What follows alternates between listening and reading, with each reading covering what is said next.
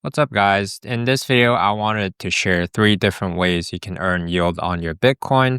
If you are a big Bitcoin holder and you still want to invest into DeFi, you can. Instead of letting a bunch of Bitcoin that is sitting in your wallet not earn any yield, we can use different tools in DeFi to help generate a passive income on our portfolio. If you're new here, my name is Richard. I'm a yield farmer, and this channel is mainly about yield farming and generating passive income with your crypto. And just a quick portfolio update, I'm currently still mostly in Ethereum pools, but you can see I've had a pretty decent track record when it comes to yield farming, and against holding in the market, I'm up a nice amount here. But before we dive in, none of this is financial advice. I'm not your financial advisor. Please do your own research before investing. So one very simple way you can use your Bitcoin to start earning yield is by basically depositing your Bitcoin into a lending and borrowing platform. So if we look at Aave here, Aave is a lending and borrowing platform.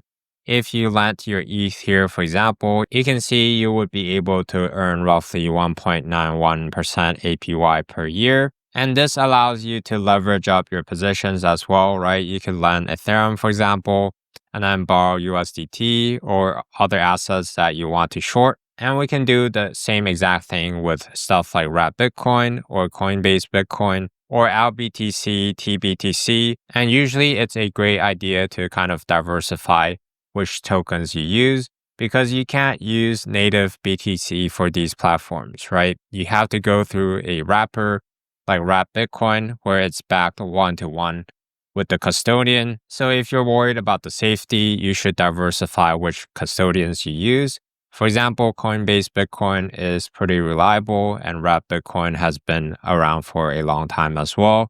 And you could always purchase some insurance against that as well. But if you look at the yield here for Wrap Bitcoin and Coinbase Bitcoin, in this case, we're on Ethereum mainnet, where there's most security. The reason why the yield is so low is because a lot of people supply and not a lot of people actually borrow Bitcoin, right? This is the utilization rate. Is if there's a ton of people borrowing against Bitcoin, then your APR would be much higher.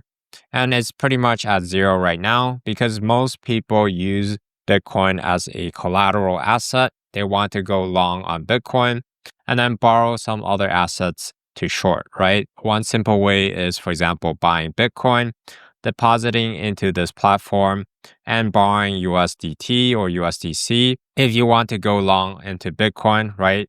And then basically swap that USDT into more Bitcoin and deposit it further to increase your collateral so that you don't liquidate it. So that's called looping, and that's a very simple strategy as well. But if you just do that, of course, you have to cover that borrow APY, and it's only safe to do if you do believe that Bitcoin is going to go up over time and will not drop to your liquidation point. But I just told you guys you can earn yield lending Bitcoin, right? Typically, you're not going to find it in these like bigger platforms. So you do need to take a little bit more risk. And some markets, for example, AVAX right now, does incentivize you to lend out Bitcoin here. You can see there's some reward here, 0.41% APR. Nothing too crazy here. So if you trust in the safety of this network, you could do this as well, and the safety of this platform, right? In this case, we're using Aave. And what we can do as well is to go into smaller layer ones that has an incentive program that they're running. For example, SuiLend is on the Sui blockchain. We can see here LBTC or Wrap BTC is earning about 2 to 4% worth of yield, right? It's nothing too crazy, but in this case, you don't have to worry about impermanent loss or where the price direction is going to go if you just want to hold Bitcoin one-to-one, right? 3% APR on your Bitcoin is really good, and you're not exposed into any leverage. The 3 main risks that we have to worry about in this case is the custodian, for example, Wrap Bitcoin or LBTC. We want to look into those custodians and kind of spread out our bags a little bit. The second risk we need to worry about is the lending and borrowing platform.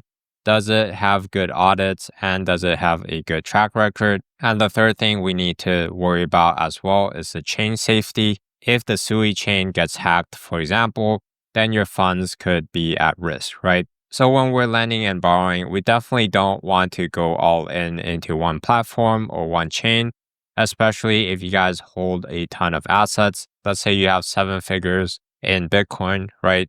We don't want to just deposit all of it into Sui land because if something bad does happen, then you could lose a lot of your funds. The next market that is generating a little bit of yield right now is on the Hyper EVM that was created by Hyperliquid. If you guys don't know what Hyperliquid is, it's a perps trading platform that has been pretty popular recently. And you can see their token right now is ranked number 11. So quite a strong performance from the Hyperliquid token. And interacting with the Hyper EVM could entitle you to some airdrops as well. So that's why there's a ton of total value locked here. You can see unit Bitcoin, which is this UBTC here. There's a little bit of capacity available, and the supply APY is roughly 0.86%. Nothing too crazy. Again, it's not that much, but still better than just holding in your wallet, right? And you could potentially get some extra airdrops as well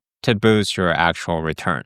And then we can go into other platforms that is on Hyperliquid as well. Like this HyperFi lending platform, we can see here your Bitcoin would be generating roughly 1.38% APY right now. And there's other assets as well that is generating a pretty good APY, right? So it could be worth it to do if you guys hold these assets and you don't want to yield farm with liquidity pools, then lending and borrowing could be a good way to earn some yield on your portfolio. This is good because it's very passive. You don't have to do much, right? You just deposit into it and then you don't really have to worry about like the price movement if you're just holding these assets for the long term. And the second way to generate yield on your assets, like Bitcoin, is to yield farm concentrated liquidity pools. This by far is my favorite way because you could generate a really good APR doing so. And depending on your strategy, it could be really high risk or lower risk as well. There's a ton of different pairs that you can choose from, and what you pick would depend on your risk tolerance and what you're trying to do at that moment, right?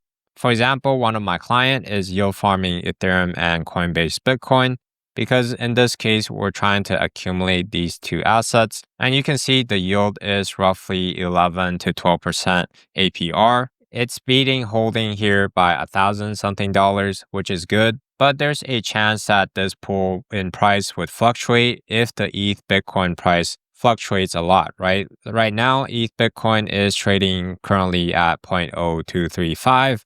But if these numbers move up pretty sharply here, then this pool would be slowly converted into more and more Bitcoin, right? If it moves lower to the downside, it means that Ethereum is underperforming Bitcoin. And when that happens, this pool would be fully into Ethereum if it exits the bottom side here. But in this case, if we're fine with holding these two assets anyway, then it doesn't matter which direction the price breaks, right? Because the worst case scenario is just you're going to end up with more Ethereum here or more Bitcoin on either side. And while you're just waiting for the prices to do its thing, you're earning this 11 something percent APR, right? If you guys are yield farming altcoins like I am, 11 to 12% APR doesn't seem like much at all. But because this is like a blue chip pool, right, we could expect the APR to be less. Because the risk is less, there's more total value locked, more people trying to yield farm these pairs. So these pools do get crowded pretty often. And there are also other pairs as well, like for example, wrap Bitcoin to USDC. We can take a look at that right now. One of my favorite ways to look for new pools is to use Revert Finance. I can click on this top position here. So this is typically used when I already know which assets I want to provide liquidity for. So let's say it's wrap Bitcoin and USDC here. And what I want to do is if I'm a longer term investor and a more passive yield farmer, I don't want positions that get knocked out of range all the time and require a lot of management, right? So what I like to do is put the position age to be roughly 60 to 200 days here.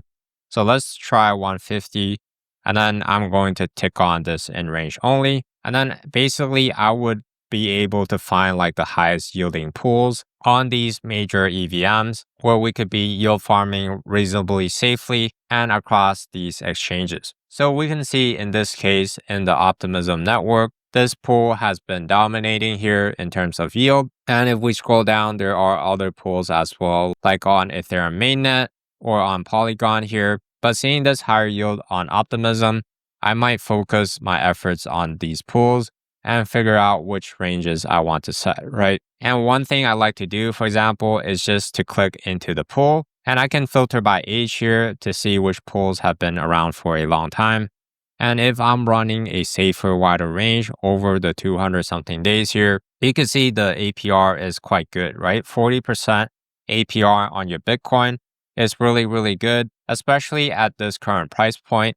If we're just buying and holding Bitcoin here over the next year, maybe it would go up by 40%, right? But maybe not. Maybe it would just grind sideways here for a long time, or just go up by 5 to 10% or 15%. So it's definitely a great bet if you're entering into Bitcoin at this price point, or if you want to realize some of your Bitcoin gains, you could enter into these pools as well. So let's dive deeper into one of these pools here. If I click into one of them, I can see like the ranges they set as well. So I want the price to be based on USDC here. And you can see they have quite a wide range here. So 74,819 and roughly 120,000. So if I look at the weekly chart here and kind of draw like the ranges, I could draw a horizontal range. Let's say it's 75K here, color it in orange. And here they have 120K. So I will do that. 120K. You can see their ranges are pretty wide, and it would not be unreasonable to, see this pool to be in range for the next 6 to 12 months if the prices move sideways here.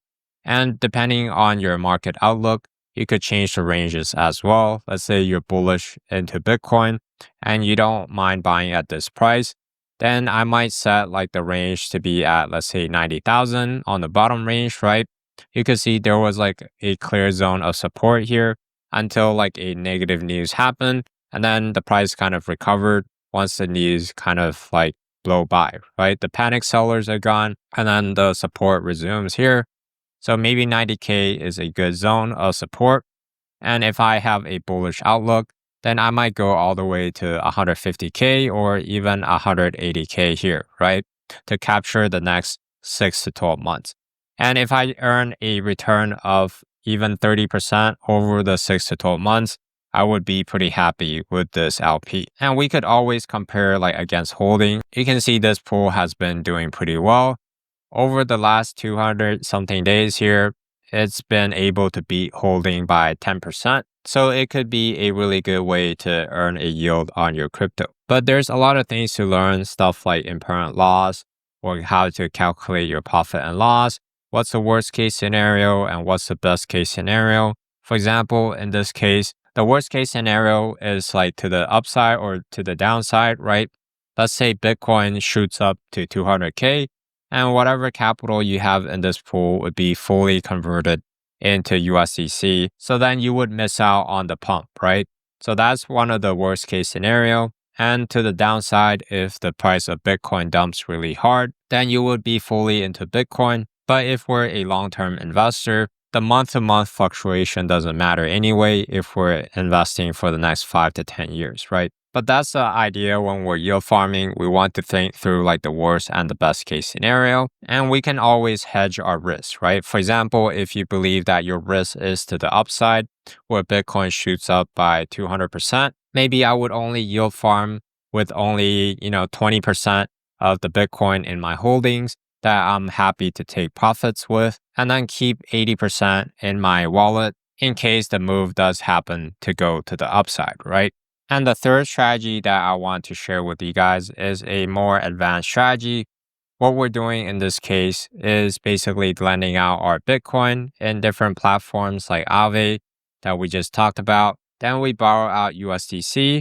We're going to use that USDC to swap into some more Bitcoin and then keep some as a reserve to basically pair it into a liquidity pool that we just looked at, right? And what that lets me do is to generate a lot of yield with the assets that are in the LP, right? And if I want to pay back my loan, I could do that with the fees. And over time, the assets that I borrowed would be returned and then my risk would drop because when you guys first start out with these positions, you would have a liquidation risk, right? If Bitcoin's price dropped pretty sharply, it could liquidate your position because they need to sell your Bitcoin to pay back and cover the loan, right? So here you can see the cons, liquidation risk. There's more smart contract risk because now we're interacting with Aave and Uniswap. You do have to pay a little bit higher interest rate on the stables based on what you could generate with Bitcoin, because on Aave, the yield for Bitcoin is basically zero, right?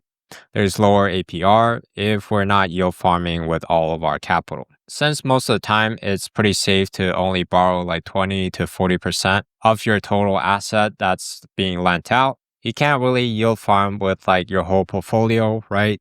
So then your total yield might be lower compared to, putting a larger chunk of your portfolio into the LP directly. But the good thing about it is that there's no apparent loss on the lent crypto like the Bitcoin. It's not being converted to USDC or other tokens you don't want, like Ethereum, for example. If you're not into Ethereum, there's more upside compared to a simple crypto to stable pool, because in this example that we just looked at, if Bitcoin's price rockets up to 200K, for example, then they're missing out on the gains, because if you look here, most of their assets are actually in USDC already. They started with a little bit more Bitcoin here compared to the USDC. So over time, if the price keeps moving up, then you're going to end up with fully USDC, right? So you're essentially dollar cost averaging out of your position when that happens. Versus if you have this strategy here, if the price moves to the upside, we're actually going to make a US dollar profit. Just like this position, if we change it to US dollar here, you can see they actually made a $400 something capital gains. And this $800 something are just the profits from the fees, right? So this is from like the Bitcoin being slowly converted into USDC, depending on where they entered. And when that happens, we could comfortably withdraw the liquidity, swap it back to USDC as well, and then fully pay back our loan and also have some profits left over. It's still very profitable in a crab market. It's very hard to trade like a crab market, right? If you guys are trading, the volatility is very low, so you don't know where the market is going to go next, versus like the price dump that we saw like a few months back. For example, Solana went all the way to like $100, and then I got in at like 120, right? Sold it at 180. So those are like the types of volatility that is a little bit easier to trade versus a market that is just, grinding sideways, right? Especially for a larger asset class like Bitcoin. And we can decrease our risk over time if we do pay back this loan here. And whatever you have left in the yield farming portfolio is just free capital that you could yield farm with forever once you pay back this loan, right? And this strategy is typically best for when the crypto prices are cheap. We definitely don't want to lever up our assets if you expect like a 50% drawdown, because a lot of times those big drawdowns could liquidate you, especially if we're, lending out too much. It's great in a crab or a bull market. For example, Bitcoin dropped all the way to roughly 70 something thousand dollars, right? You could have entered into a leveraged yield farming position here and then profited from all of the upside here if the market keeps going upwards, which it did, right? But if we look at the previous cycle, for example, if you guys actually entered here and then you over levered and then the market just crashed, right? You could be liquidated if those are like the only available assets you have. This is why if you guys are yield farming with leverage, it's always good to have spare liquidity in either other LP positions or just sitting in your cold wallet to back the loan and deleverage if you need to. So that's pretty much it for the three strategies. And a quick recap is the first one is the lending and borrowing, right? You can lend out your assets on different platforms, and depending on the risk you're willing to take, the APR could be higher. The second way is to yield farm different pairs, like for example, wrap Bitcoin and USDC, or wrap Bitcoin and ETH. And the third way is this leverage yield farming, the bull lever that we just talked about. So if you guys do want to learn more about yield farming, how to do it safely and be more consistent when it comes to generating a profit, then be sure to check out my other videos on the channel.